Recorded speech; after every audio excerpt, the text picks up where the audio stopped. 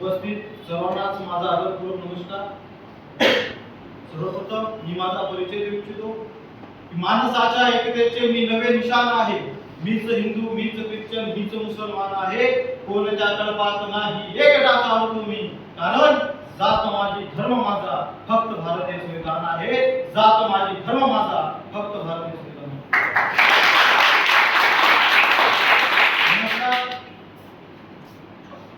मी निवृत्ती धनराज मोहल्ले आणि आपल्या समक्ष विषय मांडतो आहे भारतीय संविधानाच्या अंमलबजावणीचे वास्तव।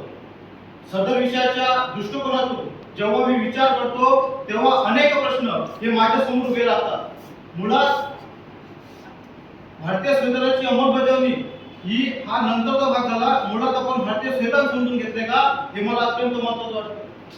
आपल्या सर्वांना माहिती असेल की भारताच्या संविधानाच्या निर्मितीसाठी जवळपास 2 वर्ष 11 महिने आणि 18 दिवस एवढा कालावधी लागला। एवढंच नव्हे तर भारतीय राज्यघटनेचे शिल्पकार महामानव डॉक्टर बाबासाहेब आंबेडकर यांना जवळपास 60 पेक्षा अधिक देशाच्या संविधानाचा अभ्यास करावा लागला आणि त्यांच्या अथक परिश्रमानंतर या देशाचा सर्वोच्च कायदा आणि या जगातील सर्वात मोठी लिखित राज्यघटना म्हणजेच भारतीय संविधानाची निर्मिती झाली। मग ही निर्मिती कशासाठी? तर या देशामध्ये समता आणि बंधुता कायम राहावी आणि हे राष्ट्र प्रजासत्ताक व्हावं याकरिता या भारतीय संविधानाची निर्मिती झाली। मग आपल्याला त्यांच्या कार्याची, आपल्याला त्यांच्या योगदानाची, आपल्याला त्यांच्या अथक परिश्रमाची जाणीव आहे का हा प्रश्न निर्माण होतो।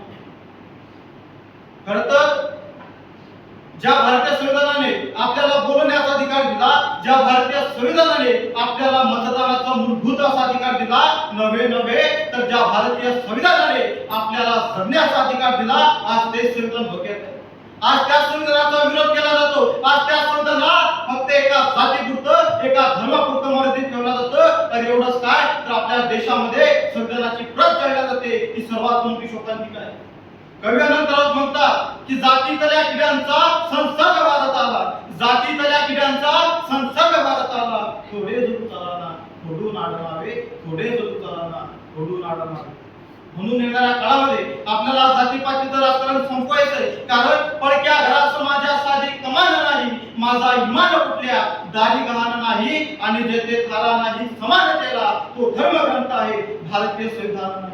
मुळात आपण प्रथमतः आणि अंत्यतः फक्त भारतीय आहोत हे आपण लक्षात घेतलं पाहिजे। सोबतच भारतीय संविधानाने सर्वांना समानतेची, सन्मानाची आणि न्यायाची वागणूक दिलेली आहे आणि भारतीय संविधान म्हणजे मानवी हक्काची सनद आहे हे आपण लक्षात घेतलं पाहिजे। आणि ज्या वेळेला मी भारतीय संविधानाच्या अंमलबजावणीचे वास्तव या विषयाच्या दृष्टीने जेव्हा चिंतन करतो, जेव्हा मनन करतो, तेव्हा असं लक्षात येतं की या वर्तमान समाजाचा आणि एकंदरीत या भारत देशाचा जर विचार केला तर सर्व काही भयावह जाणवतं। म्हणजेच काय तर हे राष्ट्र हुकुमशाहीच्या दिशेने वाटचाल करत असताना ही जात तो संघ, ही जात तो धर्म आपण यामध्ये अगदी दंग झालेला आहोत। त्यामुळे होणारे राजकीय परिघात, निर्माण होणारे तंटे सध्या सर्वांनाच भयाचा असतात। म्हणून मला बोला असं वाटतं की ना जियो धर्म के नाम पर, ना मरो धर्म के नाम पर, संविधान हे धर्म वतन का व जियो उस वतन के नाम पर। कारण तुम्हाला मी जाणीवपूर्वक सांगू इच्छितो की आपला भारत देश कुठल्याही धर्मग्रंथात चालत नसून फक्त आणि फक्त भारतीय संविधानावर चालतो हे आपण लक्षात घेतलं पाहिजे। परंतु हल्ली तसं होत नाही।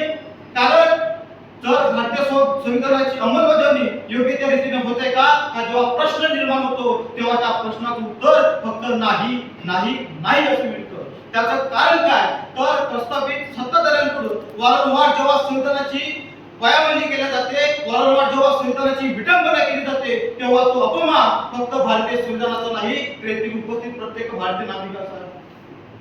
खरं तर आपल्या देशाला कृषी प्रधान देश म्हटलं जातं। मग मला प्रश्न पडतो की माझा शेतकरी कष्टकरी बाप खरंच सुखी आणि समृद्ध आहे का?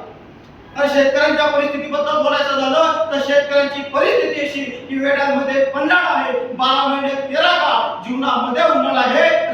राजे चुकूनही बघू नका त्यांची अवस्था कशी आहे। विषासाठी पैसा नसला तर झाडाला पाहिजे आहे, विषासाठी पैसा नसला तर झाडाला पाहिजे। व्याजाने व्याज वाढत जातं तरी विचारतात हप्ते निकाल चुकवतं, व्याजाने व्याज वाढत जातं तरी विचारतात हप्ते निकाल चुकवतं। चला राजे तुम्हाला तुमचा महाराष्ट्र एका दाण्याच्या 1000 दाणे करणारा माझा शेतकरी कष्टकरी बाप जेव्हा न्याय मागण्यासाठी, जेव्हा हक्क मागण्यासाठी जेव्हा दिल्लीला जातो तेव्हा आपल्याला बॅरिकेड मिळवतं, त्याच्यावर अमानुषपणे लाठीचार्ज करतं. एवढ्यावर ते सरकार थांबत नाही, तो माझ्या शेतकरी कष्टकरी बाबाच्या छाताड्यावर बंदुकीच्या गोड्या झाडाला सुद्धा हे शेतकरी विरोधी सरकार डगमगत नाही. मग आपण विचार केला पाहिजे की आपल्या देशामध्ये खरंच लोकशाही जिवंत आहे का.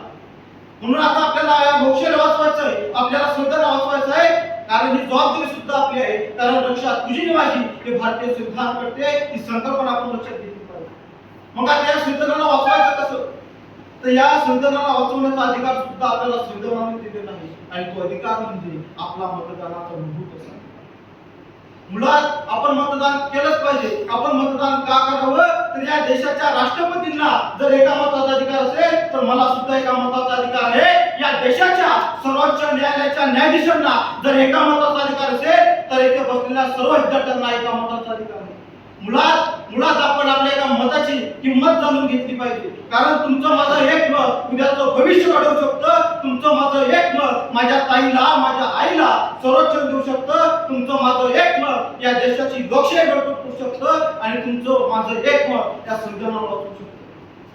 मग फक्त मतदान करून चालेल का, तर नाही. मतदान करत असताना सत्ता संपत्ती किंवा पैसा किंवा पक्ष कोण करायचं नसतं, तर जो व्यक्ती जो उमेदवार या देशाची लोकशाही बळकट करणार असेल आणि संविधान जपणारा नव्हे तर संविधान जगणार असेल आणि या देशाची लोकशाही बळकट करणार असेल, अशाच उमेदवाराला अशाच व्यक्तीला आपण सत्तेमध्ये आणलं पाहिजे. म्हणजे खऱ्या अर्थानं आपल्या भारत देशाचा कारभार हा संविधानाच्या हिशोबाने चालेल आणि या देशाची लोकशाही बळकट होईल. वेळेचं भान ठेवत एवढंच बोलेल आणि सरतेशेवटी जातात तर एवढं बोलेल की करतो या प्रश्न देतो जवाब आहे, भीमा तुझ्यामुळे चालला हा रुबाब आहे. की करतो या प्रश्न देतो जवाब आहे, भीमा तुझ्यामुळे चालला हा रुबाब आहे.